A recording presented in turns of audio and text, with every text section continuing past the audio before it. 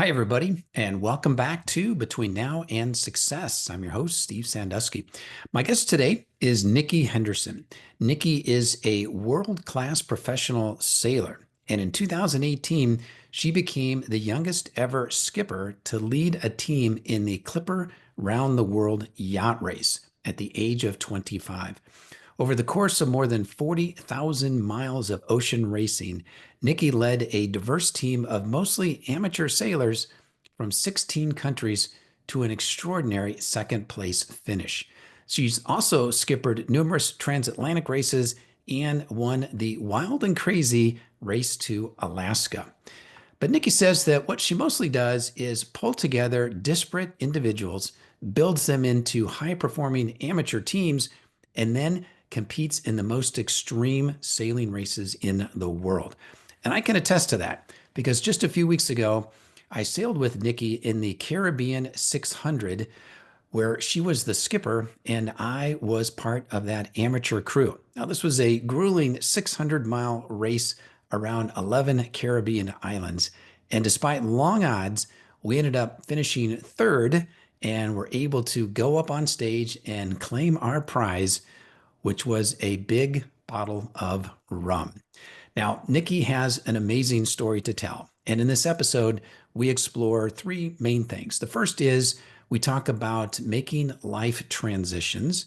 The second is we talk about paradoxes and polarities in leadership.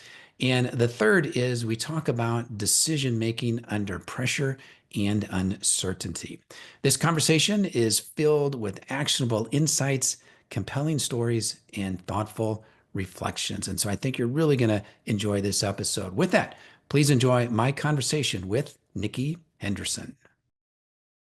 Well, Nikki, great to have you on the show. Thank you for having me. It's nice to see you in land mode.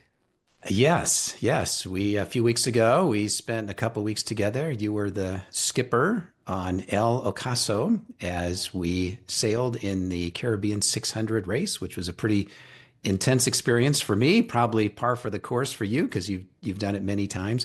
Actually, that's where I'd like to start because your life as a professional sailor, you do that for a living. You put yourself in these extreme environments. You're the skipper, you're in charge. Typically, you're working with an amateur crew, in some cases, very amateur crew like myself, who's pretty much a neophyte when it comes to sailing.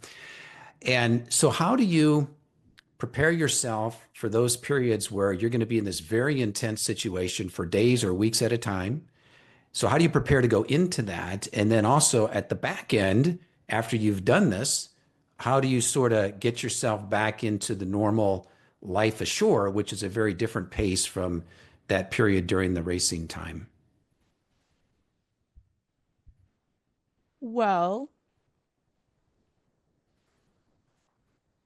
I would say that mastering the art of transitioning in and transitioning out into experiences that are so high stress and so high pressure is something that I haven't yet nailed.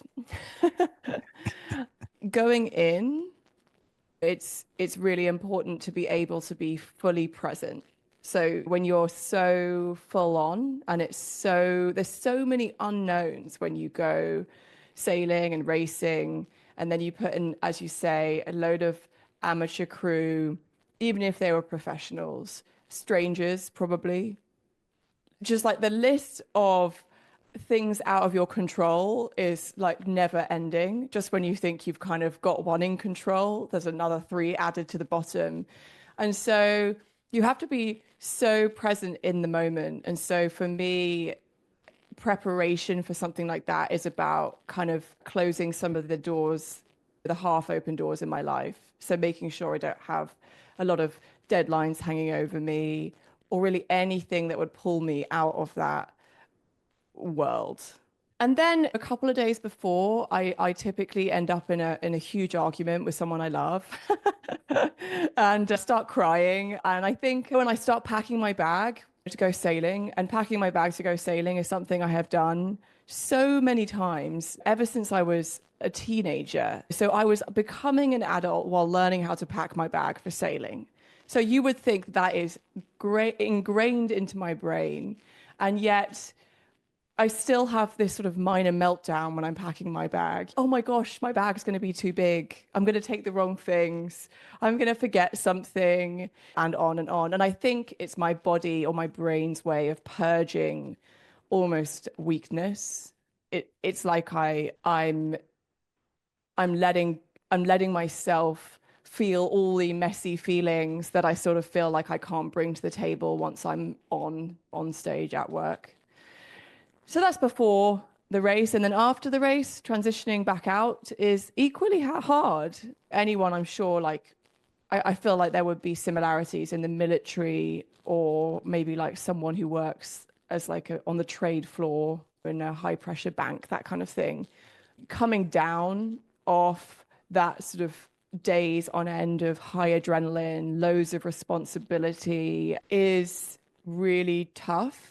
And it's tough for people around you too, because you sort of desperately want to release control, but at the same time can't quite do it that quickly. It's quite scary. Like if you feel like while you weren't in control, you were in charge, or I was in charge. So there's a lot of it's a lot of mess. There's a lot of push and pull and slowly weaning off this go, go, go, go feeling.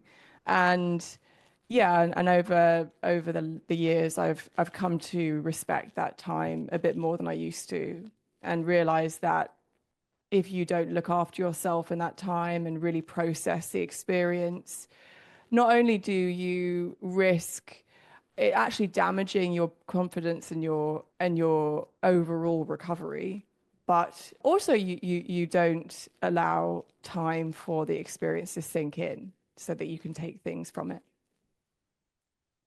Well, there's a school of thought that sort of breaks down the transitions between more the mechanical part of it. So like when you're going from land to sea and you're preparing yourself, there's like the mechanical things, like you say, packing your bag. And for example, like, do you have a checklist? I'm sort of a checklist guy, so I'll have checklists for a number of different things. So when you think about the mechanical part, that's sort of one thing.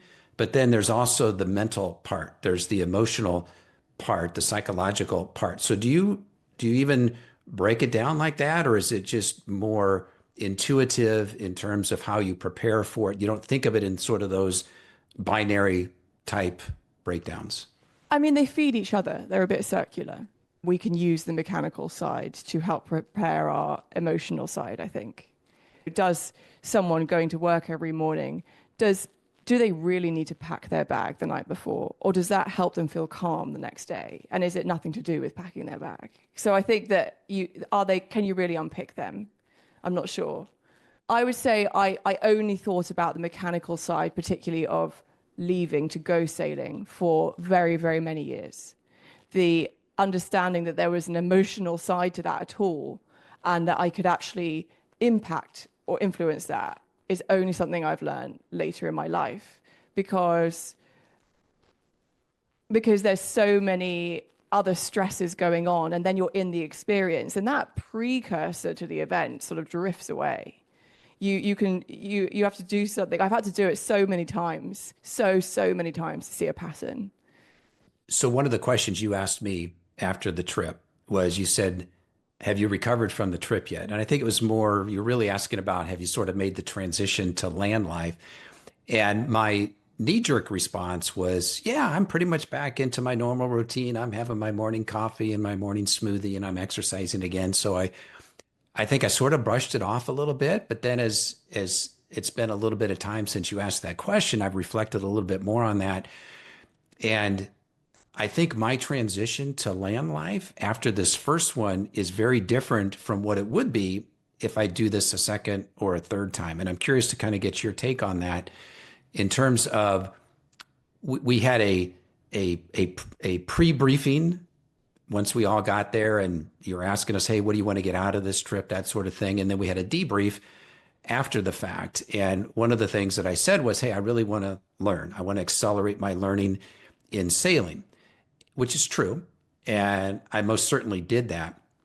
But I think as I've reflected on it, the I think that sort of precluded me from really feeling the the true essence of what could have happened during that trip because I was so focused on, I don't know what I don't know. This is the first time I'm doing this. I want to make sure I don't fall off the boat. I want to make sure that I don't do something dumb and the skipper yells at me or what have you.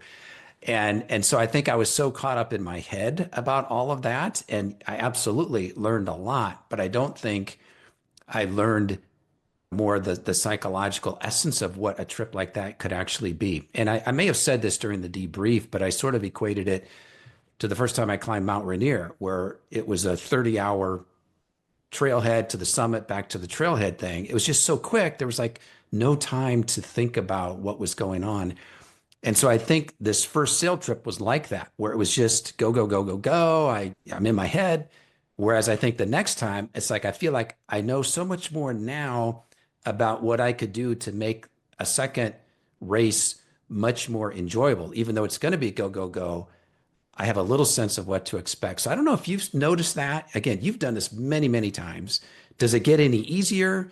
Has it changed from that first one or two races that you did in terms of how the experience has been? It's very hard not to ask questions as someone who often does the podcasting.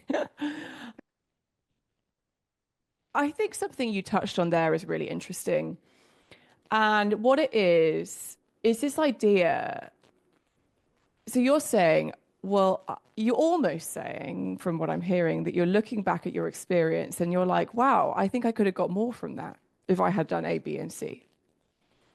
And that kind of touches on something I think that sailing teaches us, or any big adventure. And I know you've done loads of hiking and climbing and stuff, which is that whatever you think you're going to get out of it, or whatever you think is going to happen, the only thing you know is that you will be wrong. You cannot control what you learn and what you take from an experience, except that I think one thing, the more you throw yourself in and the more present you are, the more the experience will offer you back. I think those are directly relative. But I've had many people go on sailing races for an opposite reason to you. So I've had lots of people sign up because they say, you know what, I just want to do something really hard and I want to reach my psychological limit. I want to throw myself so hard that I learn something profound about myself. And I want to feel what that feels like.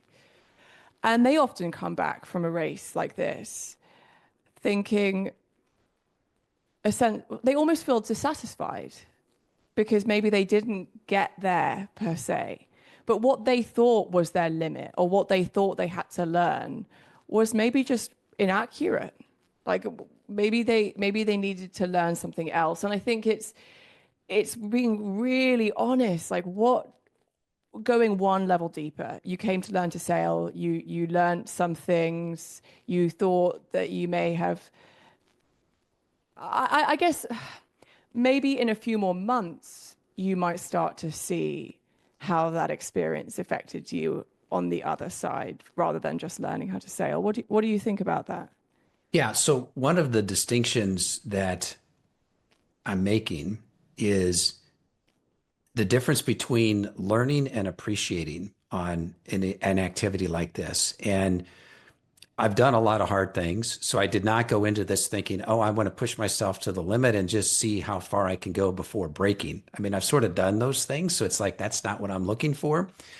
But what I have said in the past, and this was really interesting because I was having a conversation with Devin Martin, who's another coach, and we did a podcast. I did a podcast with him, and I was explaining this to him, and he had a really big aha for me as I was explaining this. And I said one of the things that I liked about mountain climbing is that you're so present. So you've talked about being present here a couple times, and I said that's one of the things that I love about that because in my normal day-to-day life it's pretty good. And I'm not in a situation where I'm forced to like be present. And whereas when I'm on a mountain, it's like I can't be anything but present. The only thing that matters is I'm climbing up this mountain. It's 2 o'clock in the morning. I've got this little headlight, and all I see is like 3 feet in front of me, the spotlight. I hear the crunch of the ice under my crampons, and I'm listening for ice falling or rocks falling. I'm listening for someone yelling, falling. So it's like, that's all there is. And it's like, I really like that focus. And then I stopped, I paused, and then he said to me, he said, Steve, just imagine if you could have that exact same feeling while you're sweeping the floor or vacuuming the carpet or going for a walk in the neighborhood. You don't have to be in that type of high stress environment, high pressure environment to get that feeling. And it's like, ever since he said that, I'm like, that is so true. And so that's something that I've been trying to focus on is just being more present in just the everyday piece. So I don't have to go out and do although I love the adventure stuff, don't get me wrong, but I don't need to go there to get that feeling of just being present. And so I think as I think about the sailing trip that we just did, I was too much in my head because this was the very first race and I didn't know what to expect. And so I'm like, don't do this, don't do that sort of thing. Whereas the next time, even though it's still going to be intense, I think I can bring that sense of present, like, okay, I've done this before. I'm probably not going to fall off the boat. I may get yelled at, but that's okay, that sort of thing. So if I do it again, which maybe, maybe not, I I think have I'll to bring just that interrupt sense of you. I have to presence. Yeah. interrupt you, Steve, to say that you did actually just say when I do it again, and now it's on air. So Oh, okay. Well, I have the editing process too. So yeah. So I think that's one of the things that I am focused on is just continuing to be in the moment, regardless of whether I'm in a high pressure situation that requires that versus having this podcast with you. It's like there's nothing else I'm worried about. It's like we're just having this conversation. yeah, I had a friend recently call me after she had done her first ever ocean crossing and she'd crossed the Atlantic on her boat. And she was explaining that she had had this huge anticipation. She was so nervous before they went and almost didn't do it, that nervous. Went with her two kids and her husband, then came back to shore and spent a week or two feeling really depressed. And she said, "What's going on?" And I said, "I don't think that you're depressed. I think you're grieving. And I think you're grieving the idea that you being present is such a beautiful feeling. It's so wonderful for our soul to be able to pay attention and notice the world around us and slow down and be with ourselves and feel everything without being pulled in 100 different directions. And when you get back to land, you suddenly are. And I think you grieve the loss of that serenity. And I said to her the same as I said to you, maybe you can take some of that with you now that you know how good it feels. We forget.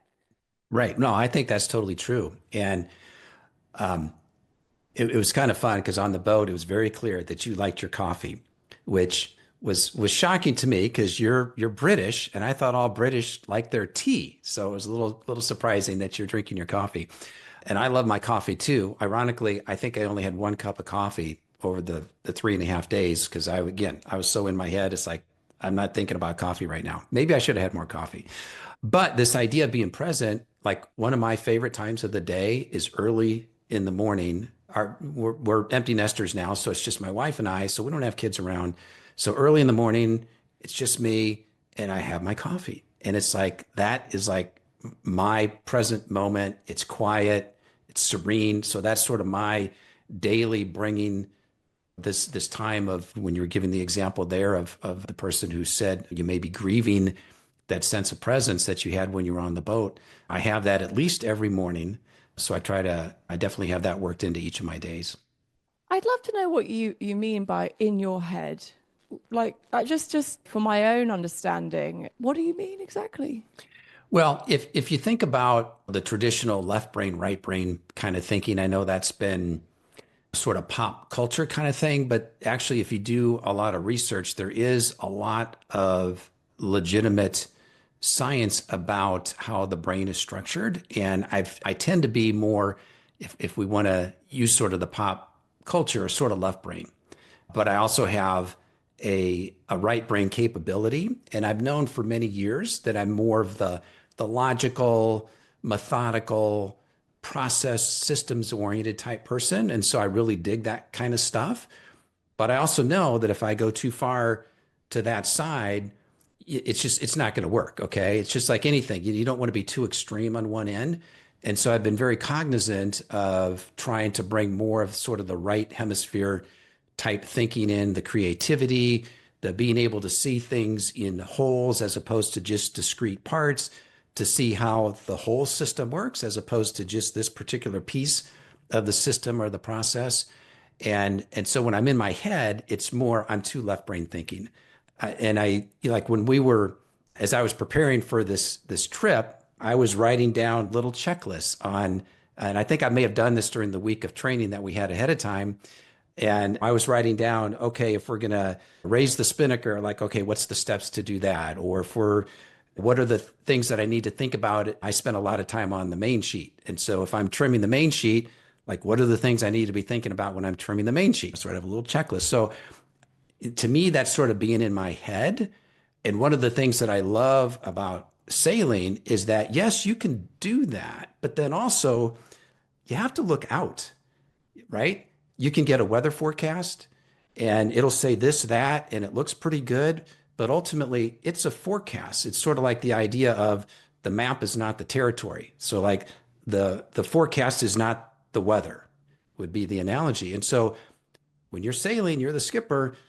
Okay, I got a forecast, but I got to look out and see what's in front of me, like what's happening right here, regardless of what the forecast says. How do I combine those two? How can I look at the big picture as well as the little picture in front of me, meld it all together into what do I need to do here? So that's how I think about sort of in my head versus a more expansionist view of taking everything into consideration. Yeah, and I think it's worth forgiving yourself for that though, because I think what you experienced there was something that many people who are learning experience, which is that you had so much to learn. I mean, the learning curve was like a vertical cliff, and as did everyone. And so you barely finished remembering the step before, and we're 5 steps ahead, and and you think of the next thing. So the idea that you would be able to zoom out and think about the big picture, yes, as you say, like perhaps as time goes on and you start to get more confident, it gives you them some space. Yeah. But maybe that's just good to remember for any of us who are learning and doing something new, that to expect yourself to just be like the doer, the trying to get the next process done, and for that to be okay. Yeah, and I distinctly remember one of the things that you said to me. So, like I mentioned, I spent a lot of time on the main sheet, which is I'm sitting right next to the person at the helm. And I remember you saying one time, when if I yell Vang, Steve, that means you like release the main sheet. Like, why wouldn't you know that? Why wouldn't I know that, right? Well, I do now because I'm not going to forget that. So it's I think where this also can lead is obviously I'm on a steep learning curve. You've been doing this for many years. And so where does the learning, I'm going to say learning never ends, but just for purposes of what I want to ask you about is there's sort of learning and then there's intuition. And I think of learning more of the mechanical, like the checklist thing, like these are the steps that you do. Like we practice a letterbox drop of the spinnaker. Okay. Well, there's certain steps that you do for that. But then where does the intuition come in, which is really a combination of the experience, the pattern recognition, the knowing what to do because I've done this before versus, oh, the tack just blew out. Now we got to ad lib sort of thing here. So how do you think about intuition versus experience and learning as a skipper? I think I used to think that intuition was sort of what you just said, where it's pattern recognition and the tack blows out and you just know what to do. I actually now don't think of that as intuition. I think of that as a very, very, very fast brain. Your brain's working very, very quickly, and you are pulling on experience, and you're very, very quickly figuring out a solution to a problem. Intuition is where you have a feeling, you're being pulled by some force, towards now this is very woo-woo, but you're being pulled by some force to make a decision that you don't quite have the full pattern to justify. So sometimes there isn't a clear answer. There isn't just one answer that's good. Maybe there's five good answers. They all have exactly the same level of justification. You could even put it into an Excel spreadsheet, score everything, add it all up. They would be the same. What do you then do? And intuition is the is the is when you are able and do listen to the force that's pulling you towards one of those answers. And it's really annoying that you sometimes have to do that, especially if you're a logical person, but you do. And not everything, not all those patterns. I suppose yeah, I kind of circle back. Not all of those patterns are consciously remembered or in the forefront of our brains, but they are probably also leading intuition, as is all the experiences we've had in our life. So yeah, there is a force, and I suppose the logical brain could say, okay, well, it's the pull towards something because of all the life experience you've had since you came out the womb, and it is logically created. And then the sort of the illogical justification or explanation for intuition would be that there's a greater force than us pulling us in that direction. So let's go with that. And if you're facing a situation where there's no clear answer, there could be multiple right answers. We won't know until we go down a path and we see what actually happens.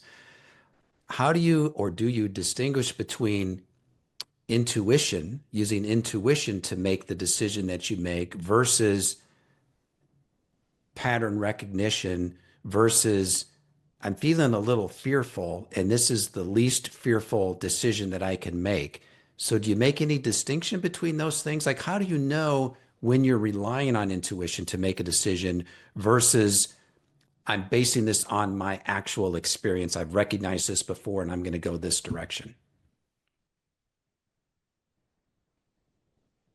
I think intuition, you sparked a thought. I mean, this is a very difficult thing to sort of explain because intuition is so blurry. But when you said, oh, how do you categorize? How do you know if it's intuition or I'm feeling a little afraid, so I'm going to do that? That feeling a little afraid for many years, because I was young and because I was unusual, I guess, in my field, I spent the entire time thinking, oh, it must be because I'm too afraid, too confident, to my those gut feelings that I'm feeling, those emotions must be wrong. They must be leading me down the wrong path. So I should always do the opposite. And that was a mistake. I think intuition is actually listening those feelings, gathering data. And then if you're feeling a little afraid, it's the worst idea ever to then go and do the thing you're afraid of doing. I think that you're feeling a little afraid for a reason. And even if everything would be fine, maybe you would be fine. You know, that there's so much to success and it's not just coming first. And those little feelings, the intuition is guiding you down the right path for you, as well as the mission per se. And I think it's about trusting that. I think there was a point toward the end of our race where there were three people, three professionals on the boat. You were the skipper, you're ultimately in charge. There was a first mate, and then there was another person who was the representative of the person who owned the boat. So all three of you are definitely professional, experienced people. And I think there was a decision toward the end of the race about where to go. Tell me about that. Was there indecision there? And I don't know exactly what happened, but tell me the situation and how did you ultimately make a decision when you ultimately get to decide, but you've got two other people whose information input you're taking in. How do you make decisions when you're getting input from others and there may be disagreement on where to go? Well, I definitely have an inner filter. So I definitely run filters if I'm not sure. So I have priorities that I feel very connected to and decide on before I'm in any dramatic situation. And of course, at sea, safety is a priority. So if I ever perceive something to be unsafe, I find it quite easy once I've realized that to walk away.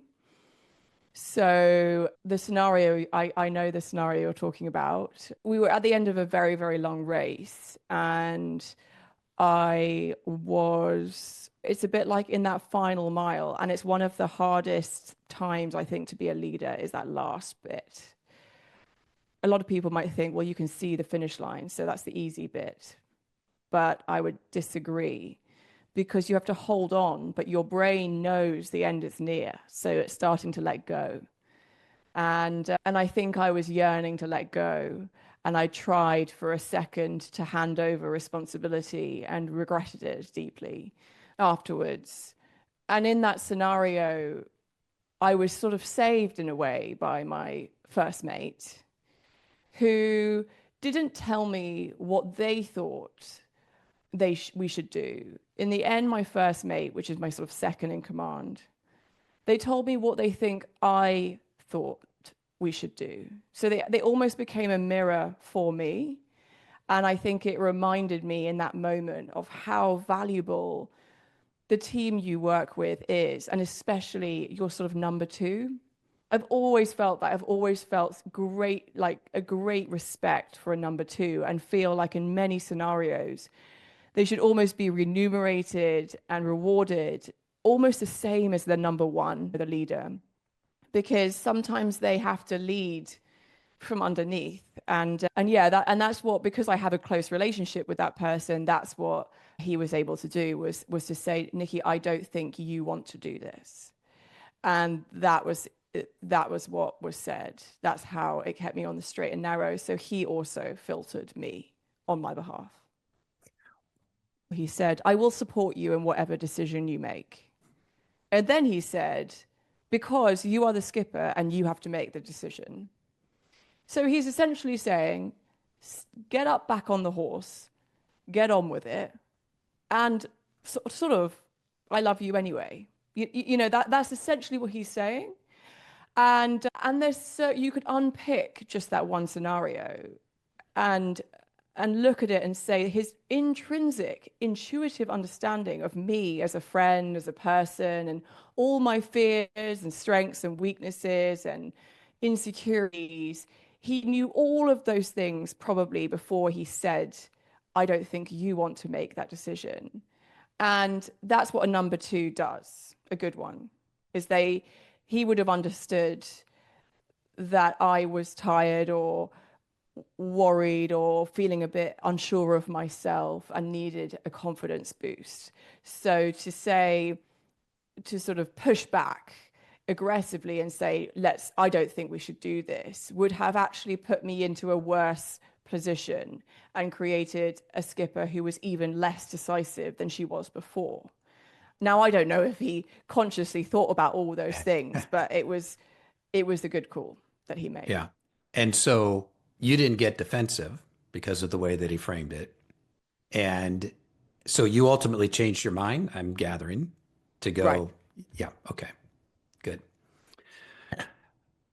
And in the business world, I think the analogy there is we would say disagree and commit. So if you've got a leadership team and you've got the CEO who wants to go make this decision, and you've got one or two other people on the team that want to go a different direction, well, everyone gets to say their piece, and a good CEO is going to acknowledge what the other folks are saying. And if they disagree with it, then they're going to have the reasons for disagreeing, but they're going to acknowledge, I hear you, but I've decided we're going to go a different direction. And so then the other people who disagree have to decide, is this a hill I'm going to die on? And if it is, well, then you're going to resign. If it's not a hill you're going to die on, then you said your piece, it's been acknowledged, we're going a different direction. Now you got to commit and get on board, whether you like it or not. So, and I think in this case, though, you ended up, as you say, you ended up changing your mind. So it wasn't a situation where he had to commit to something he disagreed with. But yeah, anyway, so leadership is hard. and whether it's in the boardroom or whether it's in the cockpit of a sailboat. Yeah, and to round back into the fact that I asked you, hey, Steve, have you recovered? This is about 7 days after we got home. And you said, yeah, I'm back on my exercise routine and I'm drinking my coffee in the morning. And do you know what? I was like, that sucks. I actually really questioned myself because I had not recovered and could not get myself to do any exercise. And it was so funny. I thought, oh, what have I done wrong? Why am I not able to do this? And in that journey, I started thinking, wow, it's a really hard job being a leader and a decision maker when you've had 1 hour of sleep in 24 hours and doing that day after day after day. It takes a toll. It takes a really big toll. Yeah. I did a podcast with Pete Goss last year. You may know Pete, one of the famous British sailors. And one of the things that we talked about was one of the things that he's well known for is he did a very epic, daring rescue of a fellow sailor in the Southern Ocean during the Vendée Globe. And you'll have to go back and listen to the podcast to get all the details. But the gist of what I want to mention about that is he said whenever he's got a major decision that he has to make, he said the first thing I do is I get a cup of tea. And of course, That's very British. that's the very British thing to do. And even in that situation where he's deep in the Southern Ocean, he's in the middle of a hurricane, a gale, and he gets a mayday call and they say one of the other boats has capsized. Pete, you're the closest. I think I think he was 160 miles away and he was to go and rescue this person. He had to turn back into the gale.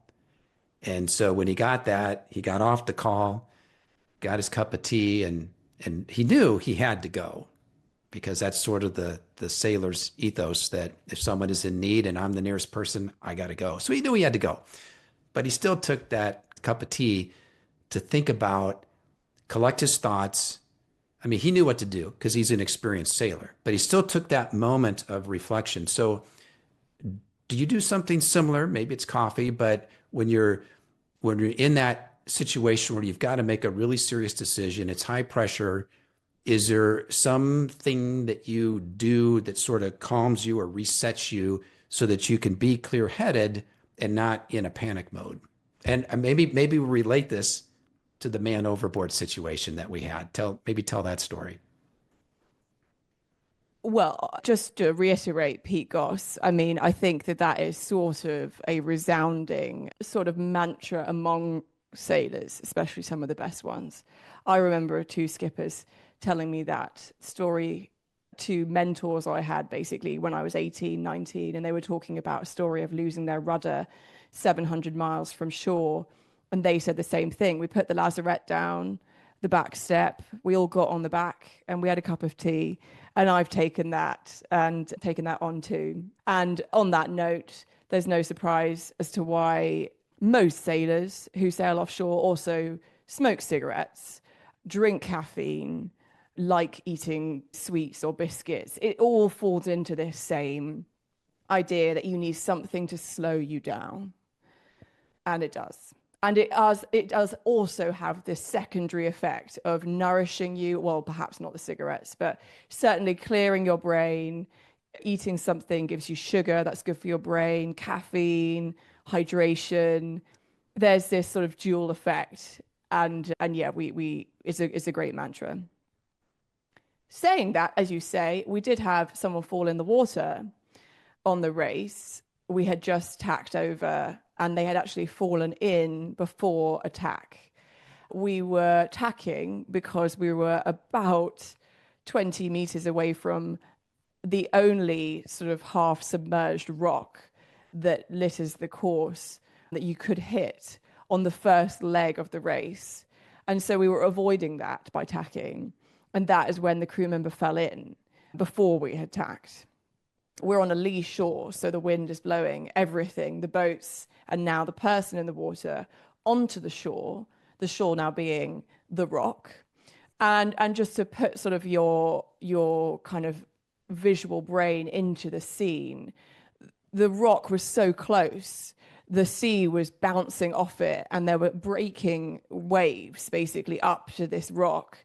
And I don't know if anyone knows what it looks like when sort of deep sea hits shallow sea. And it's like that gorgeous turquoise color, which as a sailor looks quite ominous because that normally means it's shallow. So she falls in, and we had just tacked. And there was definitely no time for a cup of tea, would you say, No, Steve? there wasn't. No. And what I think that showed me was the strength of a drill. So the strength of doing something that's really important, like knowing how to pick someone out of the water, creating a drill, something, a sort of procedure that you repeat, and you repeat it over and over and over and over again. Because when there is no time for a cup of tea, you have to act immediately. And so the actions need to be so immediate, they're almost in your deep, deep memory. So you can click the autopilot on. So what then happened once sort of it engaged with my brain, which actually took quite a while that someone had fallen in, I just did what I had done. I must have practiced a crew recovery over 1,000 times in my life. And I just did it. And what was remarkable about it was, thank goodness, it had been a drill that I had practiced so many times on so many different boats and taught so many different people, because there was so much of that scenario that still needed improvisation. So there was a rock. We were in the start line of a race with boats coming towards us, like risking running her over. We had only a certain amount of time before we hit the rock. So the danger was, is she going to hit the rock, and are we going to hit the rock? All the previous sort of practice man overboard recovery methods of lowering someone on the halyard now were out of the question because we didn't have time to do that. We had quite a novice crew still. Not everyone around us was on Channel 16 because they're all starting races. And so all these things were new. And so I suddenly had to improvise on all of those other things. And if I had not had autopilot button crew recovery on and had to invent all of that, there is absolutely no way I would have had any leftover energy to figure out how to rescue her, if that makes sense. So, as you have had time to reflect back on that, I mean, it was a remarkable recovery. It was less than, I was like, what, 3 minutes? I mean, definitely less than 4 minutes between. I was yelling man overboard because she happened to be next to me and I saw her go straight off the side like a missile into the water, and I'm yelling man overboard. And so it was immediate that you got her back on. And any other reflections on that in terms of there was no, it seems like there was no moment of panic on your part because like you say, you sort of hit that auto button. I know what to do. Boom, we're doing it. And so there was no intuition, I don't think, in that. It's like you just knew what I got to do and I got to do it right now. Well, you might have heard me shout afterwards, just so everyone knows, if you fall in, you are not going to die. We're going to come and rescue you. And I've always thought that. I have never been a huge fan of people saying that if you fall in the water, you're going to die, because I think that just reflects on the skipper's anxiety around their ability to rescue someone rather than the reality. I so I suppose I was glad that when the time came, when sort of my moment of will you do it, won't you, came, I was glad to know that there was not a single bit of hesitation that I would do the right thing. I think that I didn't know for sure. You never know. Would you risk, because it was a risk to rescue her, would you risk rescuing someone, or would you be afraid or hesitate or question whether it was the best thing to do? And I was quite glad that I made the choice I wanted to make. You can't predict that. Yeah. I think the other reflection I have on that scenario is, and something that was very profound, was that we had a team that was also, not everyone tried to be the hero in the team, and that was important. So when they fell in, the crew member fell in, and we went to rescue her. And there's always the heroic act of rescuing a crew member out of the water is, of course, pulling them in. And that's like, it's like if a sail comes down, the heroic act is to run to the bow and pull it. There's always like the role on board that everyone sees, and it's the action role, and it's not necessarily the most important role, but it's possibly the role that gets the glory or the congratulations, or you feel good from it. And it was great to see that it wasn't the kind of team where everyone ran to be the hero.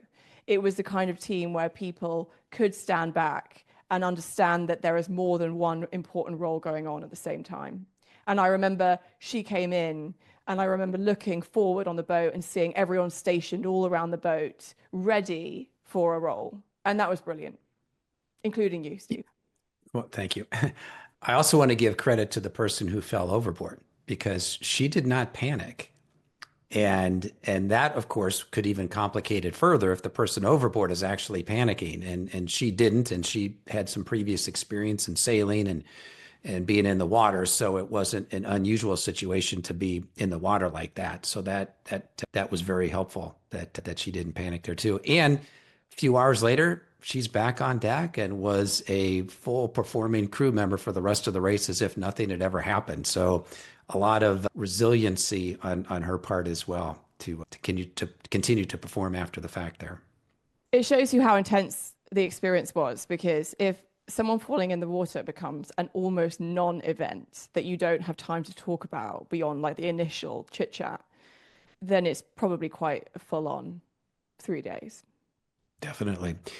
You mentioned the word drill, and I want to talk about that for a little bit here because that was also one of the things I really appreciated about the whole experience is that first week was practice and you weren't lazy about it. Meaning, oh, each of you are going to do this thing 3 times, and then we're going to take group number 2, and they're going to do this thing 3 times. And then I might surprise you, and maybe just randomly, we're going to do this thing when you least expect it. And so we were just drilling and practicing these different skills that we needed to have in order to perform in the race. And I thought that was fantastic. Now, let's talk over a career here. And as you've mentioned, you've probably practiced the man overboard 1,000 times. How do you think about practice versus mastery? And what I mean by that is, can you ever master anything? And even at your level of skill and experience right now, are you still in practice mode in certain things where you're thinking, yeah, I'm a world-class sailor, but here's an area that I still am working on, and these areas where I can still learn these things. How do you think about practice versus skill versus mastering a skill? I tend to think, no, you can't master anything. But then that could be the Britishness in me, because we're not the best for saying that we're excellent at anything. I think that if you say to someone, I've mastered sailing per se, you will probably be reminded shortly after of the fact that you have not mastered it. So I think that there is a humility that you need in work, in life, and you need to always hold on to it and always know that there is something that might come around the corner that you don't expect or you don't know. Practice, I'm not sure I would use the word practice. I don't know if I'm practicing sailing. Well, I am. Every time I go sailing, I'm doing it again, which is, I guess, practice. So, yes, I suppose I am practicing. I'm certainly also learning. So, yes, I suppose all three of those things, I try to continue learning. I sort of inevitably practice whenever I go. And perhaps mastery is the top of the mountain that I'll never get to. And I feel quite happy about that because that seems quite a flat life to reach the top. What do you think? I'm fascinated by this concept of mastery. And I think of mastery as an aspiration, not a destination. And so I'm with you. I don't think anyone can master anything because I think there's always another level, there's another layer, even if it's more the mental side of something. So I don't think you can ever master something in the true sense of the word. And I also think of I think of mastery as a practice. And practice is another interesting word because there's like a couple definitions. So you can practice something as a verb, meaning like I'm practicing my docking or I'm practicing the letterbox drop of a spinnaker. So that's a practice, it's a verb. But then practice is also a noun, like a financial advisor might have a financial advisory practice where it's a business, it's a noun, it's a thing that I do.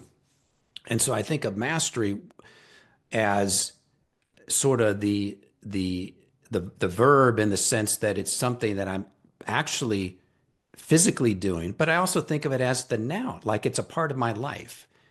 And I mentioned mountain climbing earlier, like for 20 years, that was sort of my mastery practice. I'm never going to climb Mount Everest, but in my little sphere of Cascade volcanoes, it's like that's my practice. And that's where I'm at. And I enjoy doing that. And I enjoy a next level of those kinds of things. So that works for me.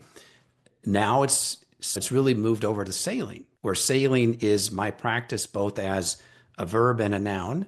I'm never going to get to Nikki's level of sailing. That's not my objective.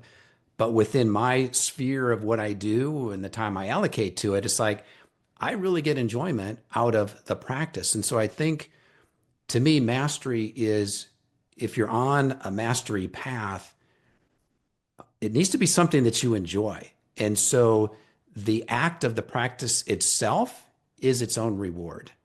So it's not, oh, I've got to reach the summit. And again, going back to mountain climbing, I think there's just so many metaphors that I think about or analogies with mountain climbing. But that first climb up Rainier was like, I'm going to the summit. It's like, that's the goal. It's like, if I don't get to the summit, it's going to be a failure. So it was all about the goal.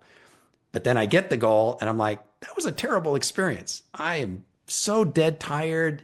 I got blisters on my feet. My shin hurts because I got shin bang. I popped a toenail. It's like, this is terrible. I'm never doing this again. Took 4 years before I did it again. But then the next time I said, look, if I'm doing this again, it's all about the experience. It's all about being present. It's about being in the moment. It's about taking pictures along the way. And I'm going to do it over multiple days instead of just one day. So then it became really more of the practice where it was like that second time and all future climbs, it wasn't about the summit. It was like just being there in the moment. And if we make the summit, that's just icing on the cake. And so that to me is how I think about mastery. It's just it's enjoying the act in and of itself just for the purity of it. And I think relating it to this race that we did, it wasn't enjoyable in the traditional sense of fun. Again, because I think I was too much in my head. I didn't know what I didn't know, and I was maybe a little tense about what to expect.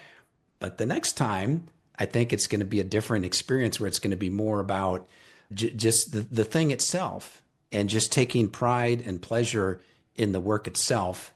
And I think that'll make it even a more enjoyable experience. Yeah, I think that you probably could say the same about mountain climbing, that you kind of have to do something twice, don't you? Because the first time is always really difficult because there's so much unknown. And just taking that little edge off in the fact that it's not the first time, Right. it does often give a lot more enjoyment. And it's almost like a bit of a tough role for that thing to play if you only let it shine once. Because I agree, if you were to come back and do another race, I think you would have a great time because you know a little bit about what to expect. And as you say, yeah, playing in just learning in whatever you're like low expectation about finish, and as you say, aiming for it to just be about mastery. I love that, and I think I really relate to that idea that if you focus on the mastery, that the results will then come. I really truly believe that. And it's what's driven most of my career and what continues to, and why I write about sailing and why I'm trying to teach people, because I think that there is a space in the sport for encouraging more mastery. There's lots of people showing everyone and lots of people sailing and they're doing it okay. But I don't think that there is that many resources available to help people become masters of of sailing. And there's so much satisfaction in that when you start to get better.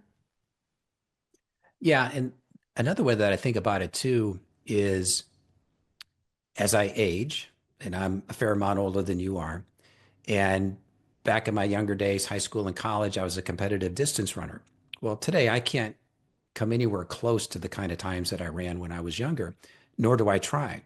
And so as I think about mastery, I think about, okay, at the age I am right now, what are things that I can do where I can continue to get better at the thing? So, for example, as you get older, balance is important. And so I can't lift the pounds that I used to be able to lift. So what do I do now is, well, I'm lifting lighter weights, but I'm doing it like on one leg, or I'm holding dumbbells and I'm waving them around while I'm on one leg. So I'm figuring out how can I continue to improve at things that are not compared to what I used to do 30 years ago, because that's going to be a losing game for me. So I'm always inventing new ways of doing things that are going to improve me. And I can continue to improve even as I get older in those things. And when I can no longer improve, then I think, okay, is there something new I need to do that'll get me on a different track, use different muscles or whatever. And so I've also found that to be effective. And I sort of think of that as a bit of a mastery practice as well. It's like, what can I continue to get better at today, given where I'm at and what my abilities are? And again, sailing, I think, is one of those things where hopefully I have a number of years runway in there where I can continue to get better and better and enjoy the practice along the way as well. Something I've always wondered, because every time I take teams on experiences like this, everyone typically goes away thinking, wow, what an experience, but what a team. What a group of people I was surrounded by. And I think you just kind of touched on what's so special about some of these things like sailing or mountaineering, or is it attracts people who have that zest for life that you're kind of alluding to, this the desire to get better and learn and master something and always be improving and opening your life up is not something that everyone has. It's actually quite unusual, I think, because we almost get taught to be the master. Like, I think that most of education and most of the message that's sent to people in their career is get to the top, work really hard, and when you get there, you've won. And then you can sit back in your armchair and just revel in your winning topness, mastery. The people who sign up to go racing are people who think that they want to keep doing that. And that's an inspiring person to be around, in my opinion. So thank you for your company. Well, and to your point, I also find that for people that go into it with my goal is to get to the summit or my goal is to win the race, and it's like, I got to get to the top. And when they get there, oftentimes they're disappointed and the feeling is very fleeting. Like, again, in my case, I mentioned I get to the top and I'm like, this sucked. And so it's easy to say on the front end, like, I want to be number one, I want to be the best. But then you get there and it's often a disappointment. And so I think so much of that is just a level of maturity as well in realizing that. And you can't really tell someone that. It's like certain things we have to experience for ourselves before we're really going to believe them. And that might actually be one of them. But yeah, I think going into it with knowing that I want to appreciate this, and sailing is just so magical in the sense that, and you have this newsletter called Salted on Substack.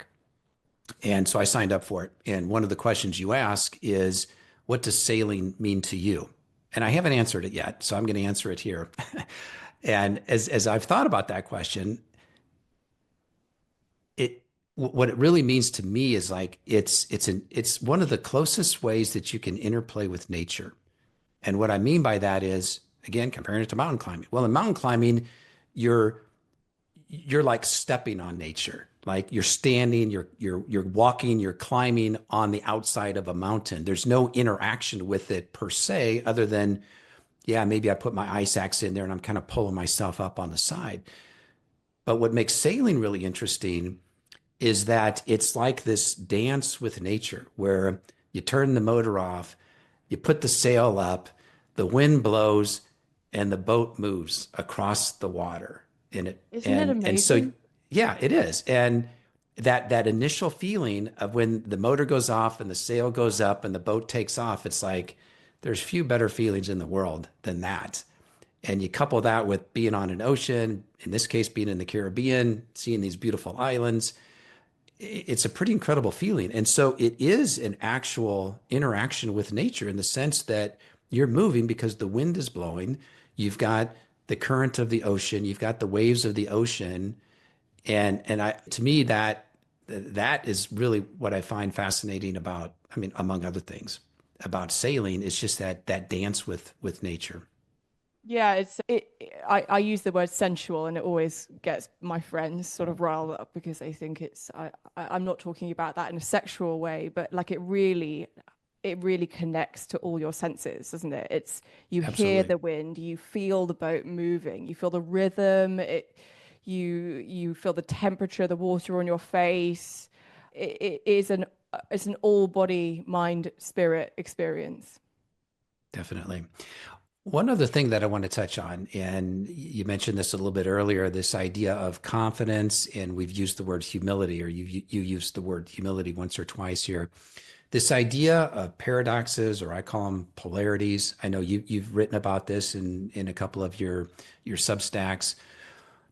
How do you think about the the juxtaposition of these opposites? And in one of the things that you wrote, you mentioned like all these really hard things that you've done. You've sailed in pirate infested waters, you've skippered a boat around the world, you've been in gales. I mean, all these really difficult situations.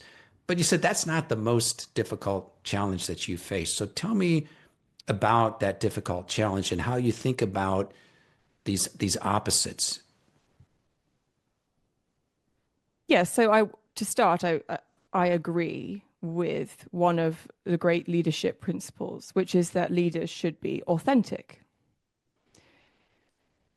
I truly believe that the best leaders are themselves and honest.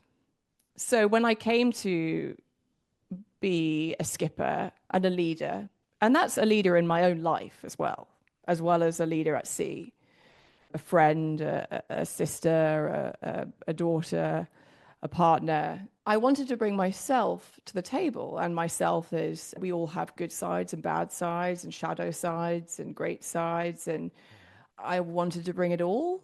And I really identified with being a woman, and I like wearing pink, as is today.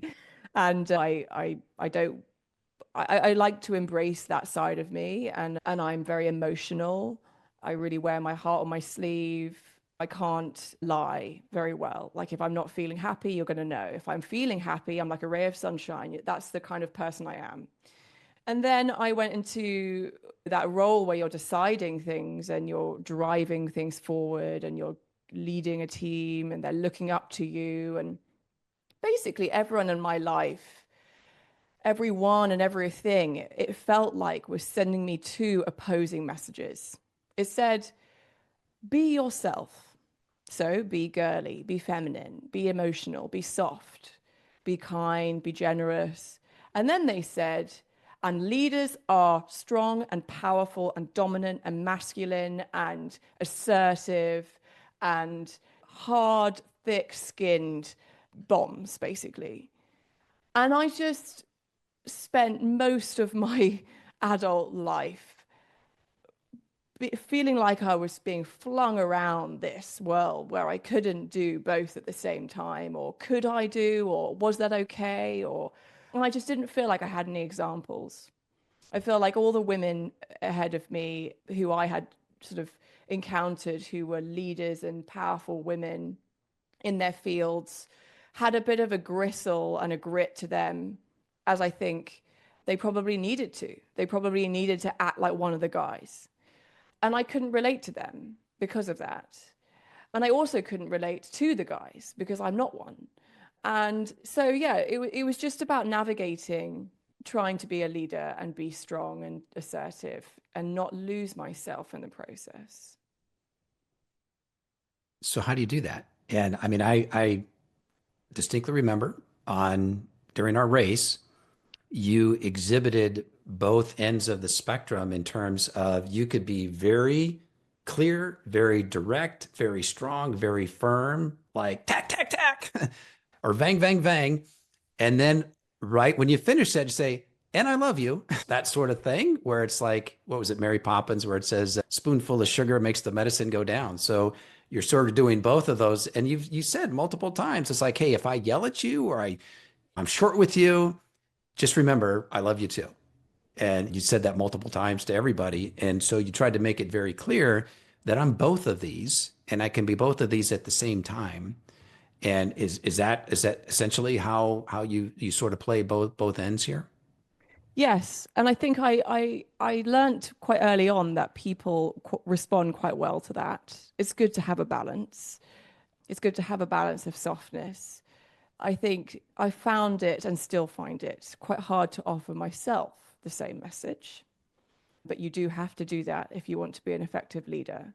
So if you want to give people love and you want to forgive people when they make mistakes and allow imperfections, it doesn't really sit that convincingly when you're berating yourself for the mistakes you've made. So I struggle and will continue to struggle probably my whole life with that. And the other thing is, and what's hard about sailing is there is no escape. There is no couch to sit on at the end of the day. There is no exit or privacy or partner or whatever to decompress with. And what I also learned is that if you want to turn up authentically, and what I'm saying to you, I want to turn up as my whole self, my shadow self, my good self.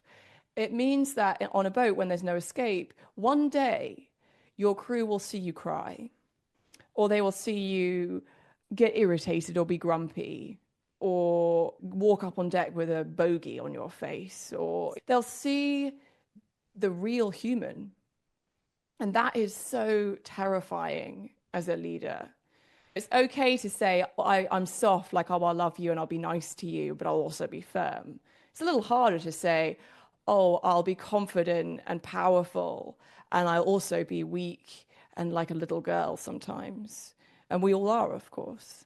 And creating scenarios or environments where we can accept one another as our whole selves, I think is a real gift that I'm trying to create for myself as well as other people. Mhm. Yeah, and I think it's two things. One is it's a level of confidence too. It's like I'm going to be indifferent to the opinions of other people to some extent, in that I'm not going to let other people's opinions of me rule how I'm going to feel about myself. So if I have an inner confidence that I know who I am, I'm a good person, and if other people don't like the way I am, I'm okay with that. I'm not going to please everybody, and that's okay. But then also, as you say, be true to yourself, and other people will respect that and know that we're all human, and it makes you more human. And I think sometimes when you see a leader who seems too perfect, there's never a hair out of place, they're always perfectly styled. It's like, I can never be that. And so I can't relate to that. Whereas if I can be a normal human being while still being an effective leader, I think it's easier for people to relate to that person and also respect that person, knowing that they're human. They're not a robot here. By the way, you sent me the polarities link that you had written about, and I loved it. I went down a complete rabbit hole about 5 pages later. And I love the idea, and I think it's such a good message for the world right now to understand that you can embrace two sides of a coin at the same time. Two things can be right, even if they are opposing. And we live in a world where everything is, you have to be one or the other. And no one is one or the other. We are complex, like bits of everything. Yeah, well, I appreciate you saying that. And people that listen to the podcast regularly and read the blog will know that each year I come up with, well, historically, it's been three individual words that are sort of my theme for the year.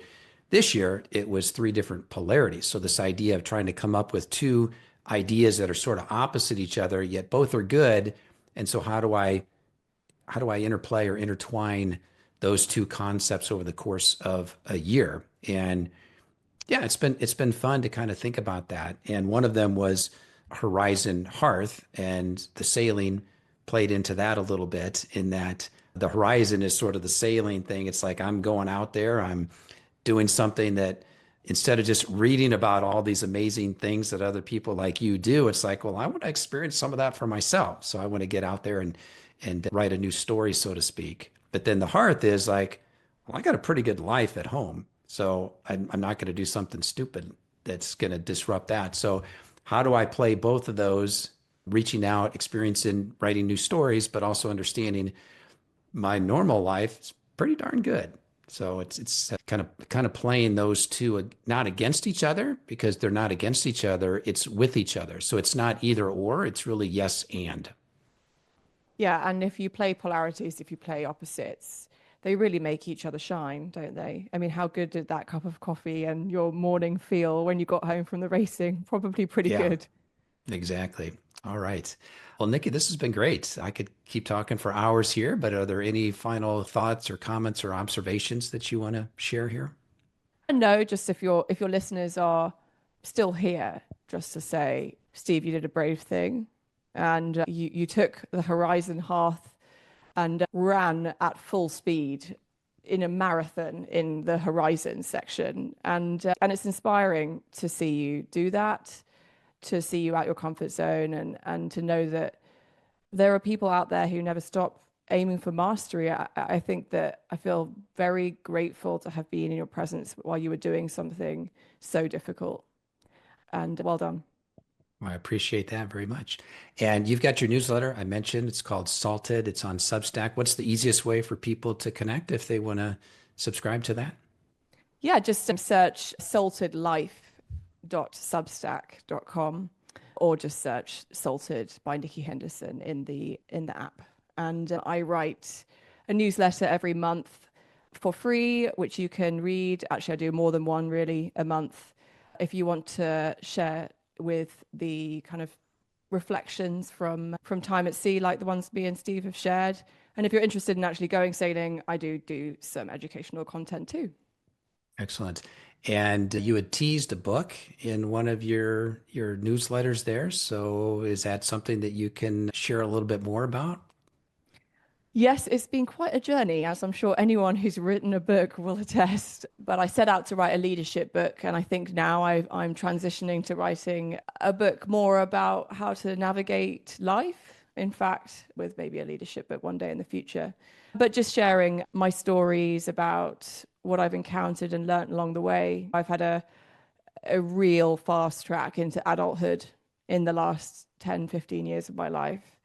Not that many people in their 20s have had to face what I did at my age. And so I had kind of a very concentrated learning experience. And I think sort of writing the book that I wish I had been able to read when I was about 20 years old going into that. Yeah, so keep your eyes out. Do you have a target date for publishing? So this is my left brain coming out here. Do you set a goal? Well, I'm looking for an agent still, Okay. still fine tuning the shape of it, but it is actually written. So I would love it to be out by Christmas. You'll have to hold me to Perfect. that. All right. Excellent. All right. Well, Nikki, again, appreciate it and really enjoyed sailing with you in the Caribbean 600. Hopefully, we'll get a chance to sail again. I hope so too, Steve. I hope so too.